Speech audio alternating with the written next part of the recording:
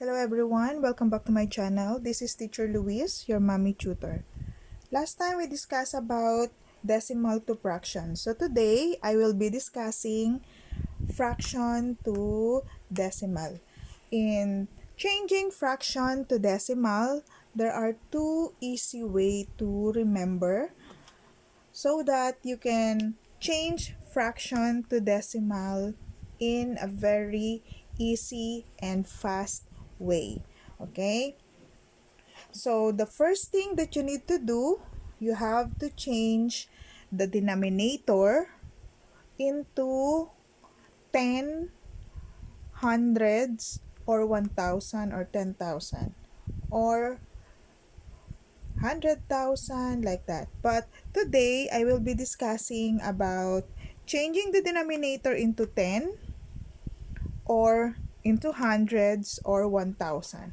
And then after you change it into 10, hundreds or 1,000, the number of zeros in the denominator will tell you how many times you move the decimal point from right to left. Okay? So, yun lang yung dapat mong gawin. So, in other words, para mas maintindihan nyo na mas mabuti, kailangan mo lang palitan yung mga denominator na to. Okay? Kailangan mo lang siyang gawing 10 or kailangan mo lang siyang gawing 100 or 1,000. At pag nagawa mo yon, mas madali mo nang yun yung magsasabi kung ilan yung zeros doon, yun yung magsasabi kung ilan movement ang decimal ang gagawin mo para maging decimal tong fraction na to. Okay? So, aside from that, kailangan mo ring maalala or kailangan mo ring tandaan na kung ano man yung minultiply mo ditong number para maging 10, sa denominator, yun din yung number na imumultiply mo sa taas para pareho sila. Hindi pwedeng yun lang denominator na minultiply mo ng ganong number. Kailangan numerator and denominator. Okay? So, that's changing the denominator into 10, into hundreds, or into 1,000. Okay? Aside from that, ituturo ko rin sa inyo another way. Kapag hindi naman siya pwede mapalitan into tens, into hundreds, or 1,000, yun naman yung isa na kapag yung denominator will be possible to change into by 9, 99, or 999. Okay? So, to further understand what I'm telling you, let us do some of these examples. Okay? So, this one, 3/5. So, ano yung imumultiply nating number to make the 5 10? You have to multiply it by 2. So, imumultiply natin yung times 2 dito. Magmumultiply rin tayo ng times 2 dyan. And then, after, mumultiply natin 3 times 2 is 6. 5 times 2 is 10. Ngayon, napalitan na natin ng 6/10 ang fraction na 3/5. O, pagkatapos, after that, titingnan mo ilang zeros meron yung denominator, isang zero. So, since isa ang zero dito, idadrop mo ngayon yung denominator. Titingnan mo na lang kung ano yung nasa taas, and that's 6. So, kung eto yung 6, since iisa lang yung zero dito, imumove mo yung decimal. From here, dito yung decimal, kapag whole number, ang decimal ay laging after the number. So, imumove mo siya backward once. Okay? So, ang magiging bagong decimal natin ay nandirito. So, ang final answer dito will be 0.6.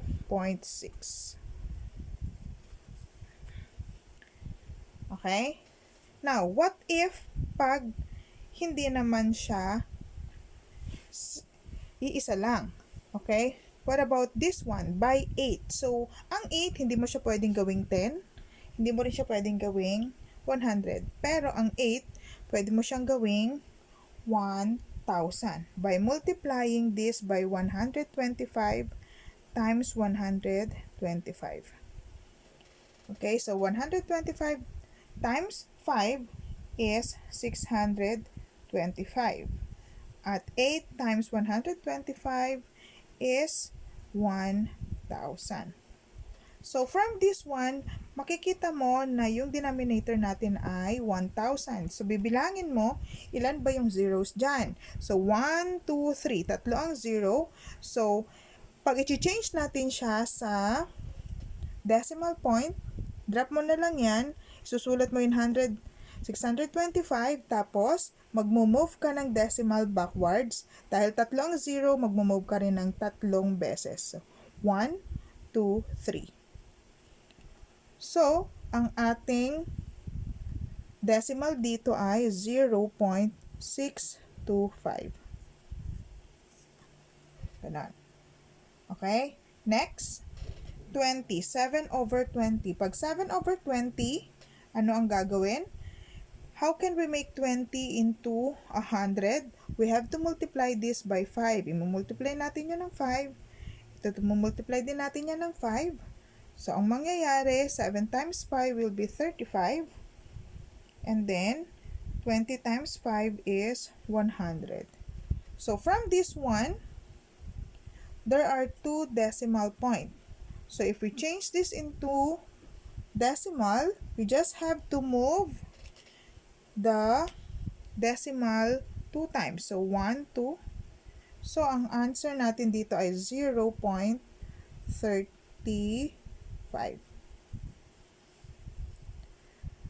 Okay? So, pag titingnan nyo yung mga number of zeros, yung number ng 0 dito magsasabi kung ilan din yung digit after the decimal point.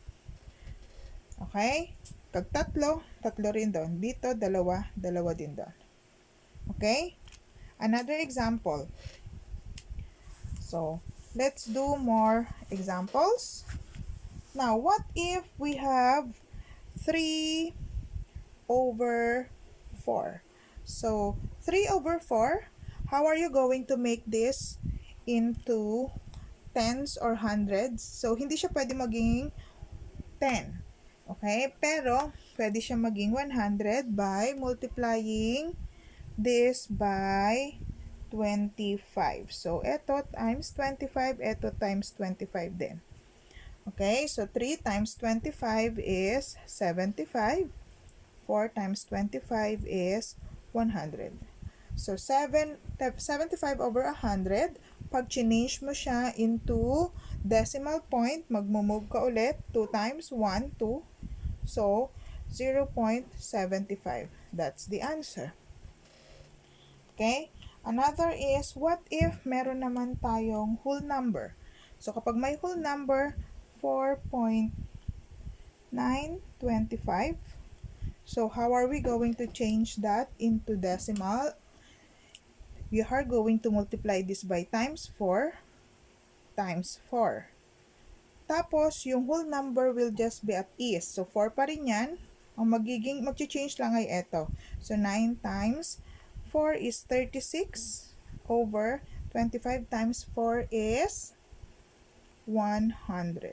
So, ang final answer natin dito will be 4.36 kasi nag-move tayo 2 zeros, move tayo ng decimal 1, 2. Kaya 4.36. Yung whole number will still be the same. Okay? Next is, if it's 3 over 125. So, anong imumultiply natin dito para maging, ang 125 imumultiply natin ng by 8 times 8 is equal to what? 3 times 8 is 24 over 1,000. So, 24 over 1,000 is equal to what? Tatlo ang digit na zeros sa denominator. So, magmo-move din tayo. Kung nandito ang 24, imomove natin 3 times backward. 3 times, so 1, 2, 3. Ang decimal point natin ay nandoon. So, dahil meron siyang isang bakanting number dito na wala, we have to put 0 here. So, the final answer will be 0.024. So, yan yung magiging sagot. Okay? Next.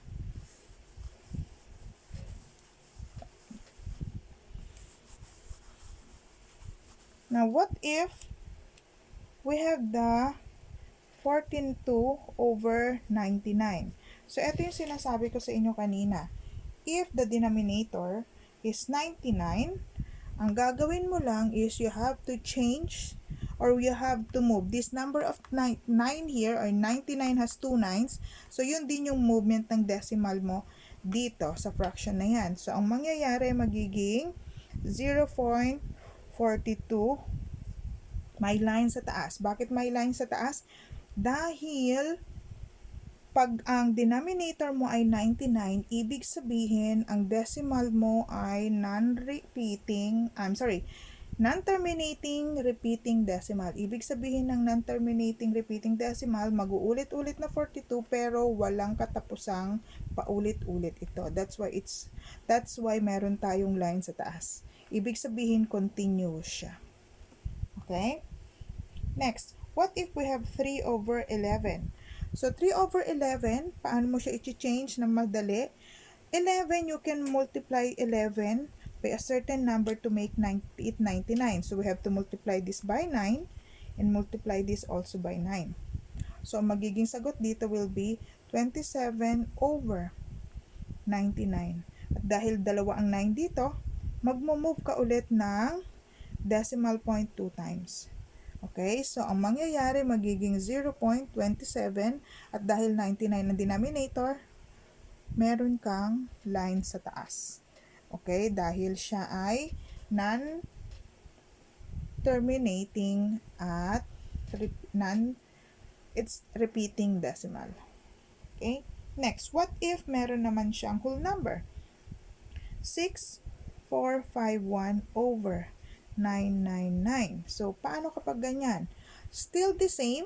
Ang technique, tatlong decimal, tatlong movement dahil tatlong 9. So, tatlong movement, imumove ulit natin to. 4, 5, 1, move 3 times. 1, 2, 3, 0. Meron siyang whole number dyan, so mag-put ka ng 6 dyan.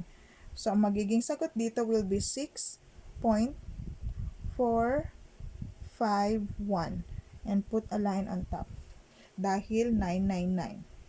Okay? So, don't forget kapag ang denominator natin ay 9, 99, 999 like that, meron laging inilalagay na line sa taas because yung fraction mong yan, pag ginawa mo siyang decimal, it is non-terminating and repeating decimal. Okay? So, that's it for today. I hope you learned something. Again, this is Teacher Luis, your mommy tutor. Please like, share, and subscribe sa channel ko para you'll be updated sa mga iba pang videos na gagawin ko soon. Thank you!